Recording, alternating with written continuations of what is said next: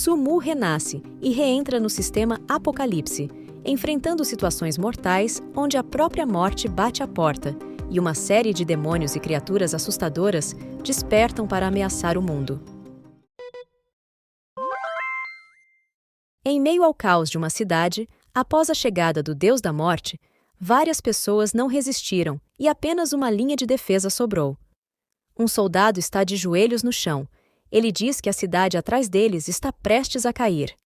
Aquilo era apenas um jogo, e ele se pergunta por que o jogo se transformou em um terrível pesadelo real. Vendo todas aquelas pessoas caídas, ele se levanta e diz que eles são apenas os últimos guerreiros. Diante daquele Deus enorme à sua frente, ele declara que os humanos perderam a esperança, mas decide avançar, mesmo que não resista, pois quer partir com honra. Ele acerta um golpe no Deus da Morte, que defende com sua foice. No entanto, ao mesmo tempo, ele é atingido diretamente. Mesmo sem querer desistir, ele apaga.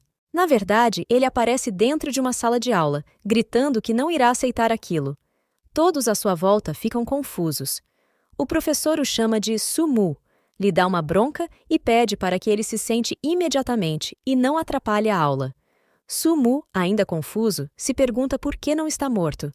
Nesse momento, o rádio da escola avisa que faltam 5 minutos para o início do vestibular, e o protagonista percebe que voltou 10 anos no tempo, desde aquele dia. Ele coloca a mão no bolso e percebe que seu anel do Apocalipse voltou com ele também. Esse anel seria a entrada para o jogo. Su-Mu se pergunta se conseguiria entrar no jogo mais cedo desta vez. O professor se aproxima e começa a repreendê-lo, mas o protagonista, ainda pensando em como voltou no tempo, se irrita e pergunta ao homem se ele não tem respeito, pois quando o apocalipse começou, o professor traiu os alunos. Confuso, o homem pergunta sobre o que o rapaz está falando. O protagonista se vira e pensa que não tem tempo a perder, e diz ao professor, raivoso, que vai deixar o exame para lá e jogar o jogo do apocalipse. Enquanto ele sai da sala, os outros alunos ficam admirados com a coragem dele de sair assim. No ano de 2046, o jogo virtual Apocalipse surgiu e varreu o mundo. Em apenas alguns anos, o jogo penetrou no cotidiano e quase todas as pessoas foram atraídas por ele. A moeda do jogo podia ser trocada por dinheiro da vida real, e apenas o valor de uma arma do jogo seria suficiente para comprar casas e carros de luxo. Até países usaram o sistema de troca do jogo. Algumas pessoas ficaram ricas de um dia para o outro, enquanto outras perderam tudo. Mas nada conseguiu impedir o que viria depois disso. Um dia, o apocalipse se tornou realidade, e os horrores do jogo se tornaram reais, varrendo todo o mundo. Civilizações entraram em colapso, e inúmeras vidas foram perdidas. Porém, diante dessa catástrofe, a humanidade se uniu para lutar por sua sobrevivência. Mesmo que o poder humano não fosse páreo para os seres que saíram do jogo, a humanidade nunca perdeu a esperança. Até que, um dia, não era mais possível ver o céu. Suspirando, Su-Mu se pergunta se estar de volta a uma década atrás seria um sonho ou uma ilusão. Mesmo que ele tenha sido o último a morrer e tenha ganhado uma chance, ele ainda acredita na força da humanidade. Ao chegar de volta à sua casa, ele encontra um bilhete de seus pais, avisando que saíram para trabalhar e deixaram dinheiro para ele se virar nesses dias. Lendo aquilo, o protagonista agradece por ter recebido mais uma chance e promete a seus pais que, desta vez, ele irá conseguir. Um tempo depois, ele está deitado em sua cama. Coloca o anel no dedo e pensa que o jogo ainda não foi lançado. Se ele entrar antes de todos os outros, talvez consiga mudar algo. Ele pede para que isso funcione. Então, uma luz azul sai de seu dedo, e ele consegue logar no jogo. Ele diz ser Su-Mu, e sua segunda chance no game se inicia. Um deus aparece dando boas-vindas e diz que ele está na região do reino de Xia, no servidor Tianqing Wolong. O deus diz que o futuro está nas mãos dos guerreiros da humanidade. O protagonista se anima, pois conseguiu entrar no jogo mais cedo. O sistema do jogo pede para que ele escolha uma das classes, e o protagonista escolhe a classe Feiticeiro, mas dá erro no comando, e ele não consegue escolher a classe. Ele se pergunta o que está acontecendo. O sistema pergunta se ele não quer dar uma olhada primeiro no painel de atributos.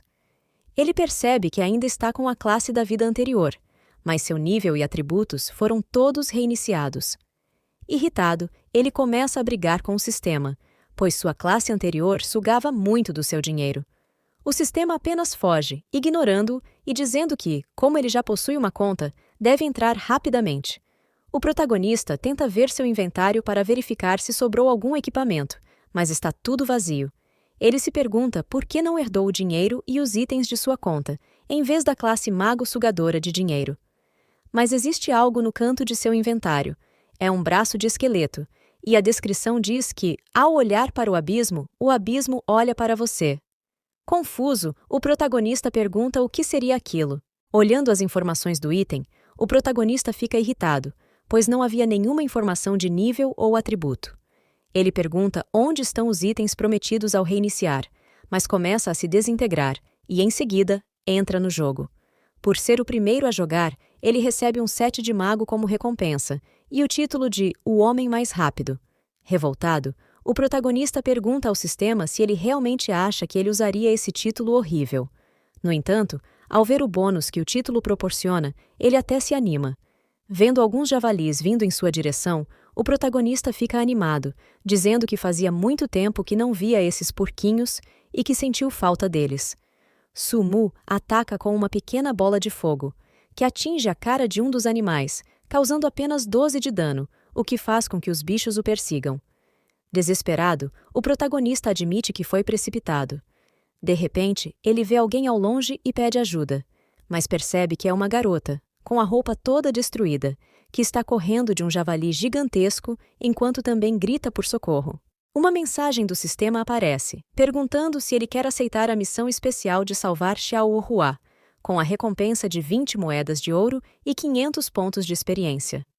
O protagonista percebe que se trata de uma missão secreta e fica feliz por ter tido sorte nesta vida.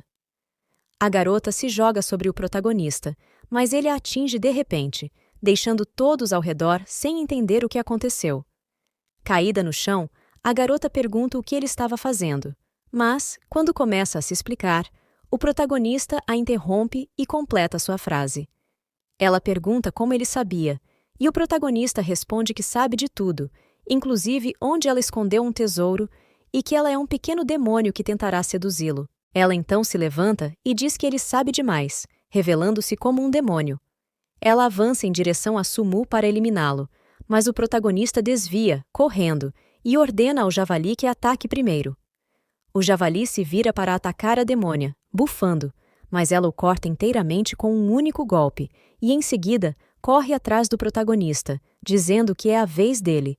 O protagonista se vira e diz que a roupa dela está com um defeito.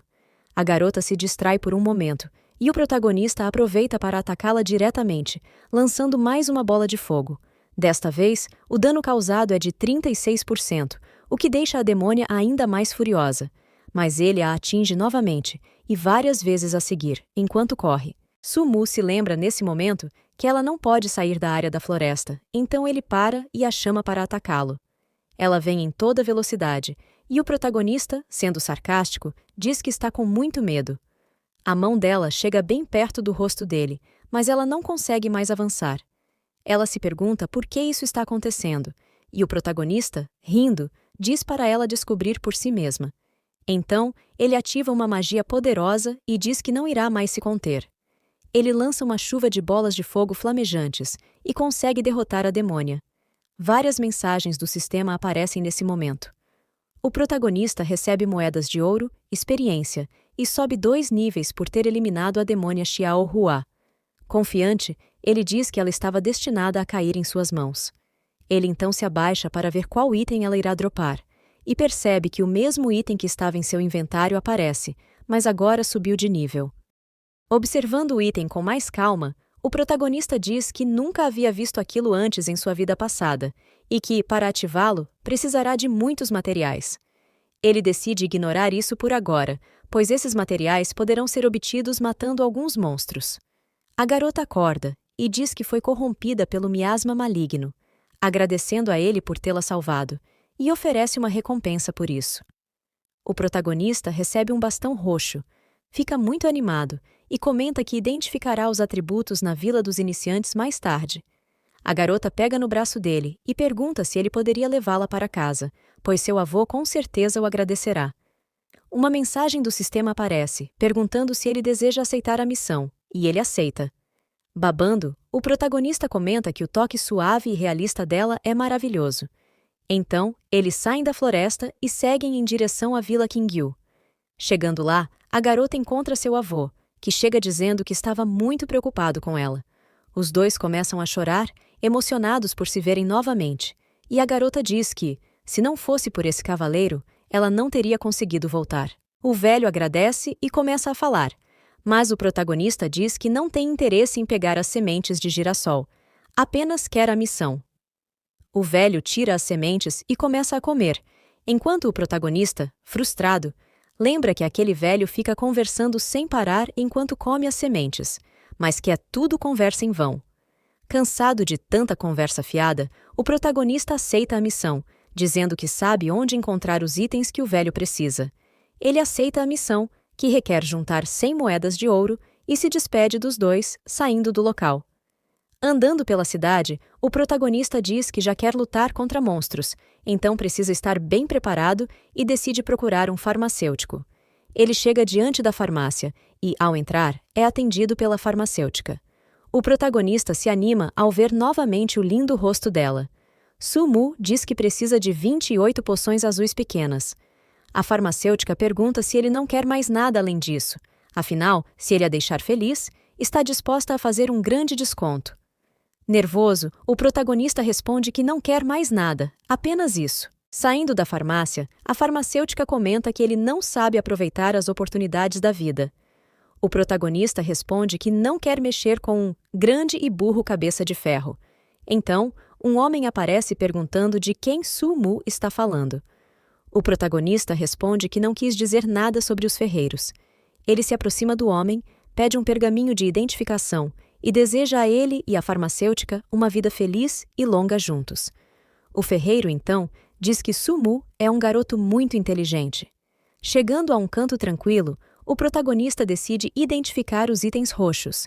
Ele sabe que, em pouco tempo, aquele lugar será tomado por comerciantes de itens já identificados e que os ricos tomarão conta de tudo. Então, ele precisa aproveitar enquanto ainda tem tempo. Nervoso, o protagonista pede que o item tenha sucesso. E assim foi. Ele conseguiu uma ótima melhoria de item e fica muito feliz com isso. Sai cantando e comenta que hoje é um ótimo dia. Ele vai equipar a arma e subir de nível rapidamente na zona zumbi. Um tempo depois, bolas de fogo começam a cair do céu, e os zumbis estão sendo derrotados. Ele se pergunta se aquele osso da mão da morte trouxe sorte ou se ele ficou mais bonito, pois o dia está indo muito bem. Ele conseguiu coletar os materiais que precisava para atualizar os ossos da mão em meio-dia, e em breve, centenas de pessoas estarão lutando por um zumbi.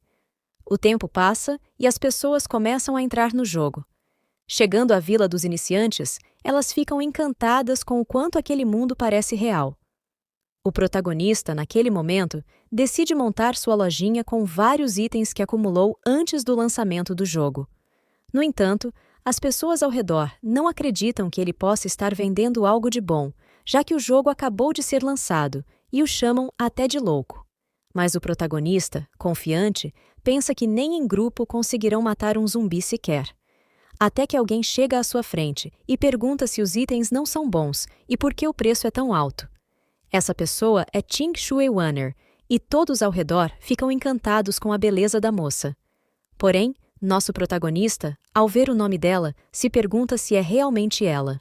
O protagonista explica que, no futuro, ela será uma das 10 melhores mágicas do Reino do Verão e a comandante mais alta de uma zona segura de alto nível, depois que o apocalipse se tornar realidade.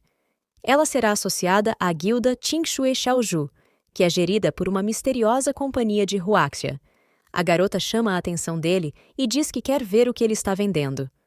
Olhando os itens, ela se pergunta como ele conseguiu sangue de zumbi com tão pouco tempo desde a abertura do servidor.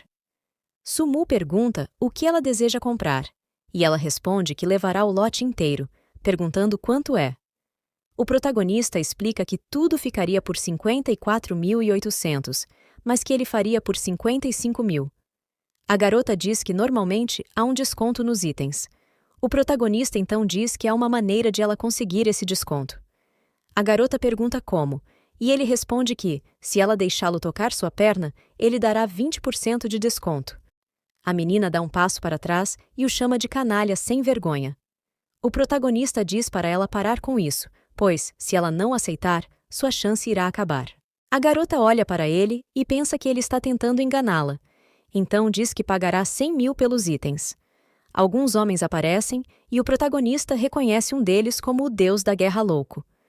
Sumu se lembra de que, na vida passada, esse cara estava entre os 10 primeiros no ranking de guerreiros deste servidor, roubando chefes arrogantemente, eliminando pessoas, e que várias vezes ele destruiu armas e equipamentos do protagonista, atrasando-o em relação ao grupo principal em nível. O protagonista conclui que é realmente um caminho estreito para inimigos, mas nesta vida ele não tem medo desse cara. Ting Shue diz ao Madman que já estava fechando negócios com o vendedor e pergunta o que ele quer ali. O homem responde que ela ainda não fechou a transação, então ganha quem der o lance maior. Ting Shue diz que aumentará seu valor para 150 mil. O homem responde que pagará 200 mil para fechar logo o negócio. Observando os dois, o protagonista percebe que pessoas como eles estão dispostas a pagar caro por suprimentos para a próxima instância.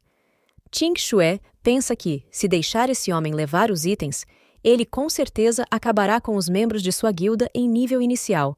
Então não pode deixar isso acontecer, mesmo que fique caro. Ela então aceita o primeiro acordo do protagonista. Ele se levanta rapidamente e diz que não tem como voltar atrás. Sumu começa a expulsar o homem e diz que venderá apenas para a moça bonita. O homem louco pergunta ao protagonista se ele sabe com quem está lidando. O protagonista responde que não importa quem ele seja, pois ninguém liga, e diz para o homem sair logo e não atrapalhar seus negócios. O homem, furioso, ameaça o protagonista, e seu subordinado pede que ele tenha calma, pois irão eliminá-lo fora da aldeia. Morrendo de raiva, o homem diz que acabará com o protagonista assim que saírem da zona segura. Depois de fecharem o acordo, o protagonista diz a ela que, da próxima vez que fizerem um acordo, é para lembrar desse. Irritada, Ting Shue o chama de sem vergonha e diz que não lidará mais com ele novamente. O protagonista, vendo a moça sair, diz que com certeza haverá outra vez e que ele conseguirá tocar o quanto quiser. A garota, saindo, pensa que, apesar de ele ser um sacana, se lembra que ele pediu 120 pelos produtos dela. A moça, gaguejando, pergunta se ele só quer o dinheiro, mas ele se inclina sobre ela e pergunta se ela quer cumprir com a promessa do acordo. Ela fica sem graça e ele a pressiona, perguntando se ela quer voltar atrás no acordo. Mas o protagonista diz que tudo bem, mesmo que sinta que ela ficará devendo a ele, e que, como não gostava daquele homem louco, não venderia nada a ele, então fica como um favor para ela. A garota, voltando a si, se pergunta quem seria esse homem com todos esses itens logo no início do servidor e por que ele desafiou o homem louco e seus capangas. Ela conclui que, se precisar de algo, irá ajudá-lo. Um tempo depois, voltando à casa do velho, ele dá parabéns pela conclusão da missão e agradece ao protagonista, que está desesperado, pedindo para que o senhor pare de falar, apenas querendo receber logo suas bandagens de recompensa. O protagonista percebe que não usou os 400 pontos que ganhou ao subir 4 níveis e decide usar agora, colocando tudo em ataque mágico. Orgulhoso, ele percebe que está muito à frente dos novos jogadores. Saltitando, ele sente como se tivesse habilitado um cheat e se sente muito bem com isso. Porém, decide abandonar a missão e avançar mais no jogo, matando monstros poderosos, mesmo que seja mais complicado. Mas ele se lembra que esqueceu algo muito importante. Continuamos no próximo episódio. Para mais vídeos como este, se inscreva no canal e não se esqueça de conferir nossas playlists para conhecer mais obras como esta. Até a próxima!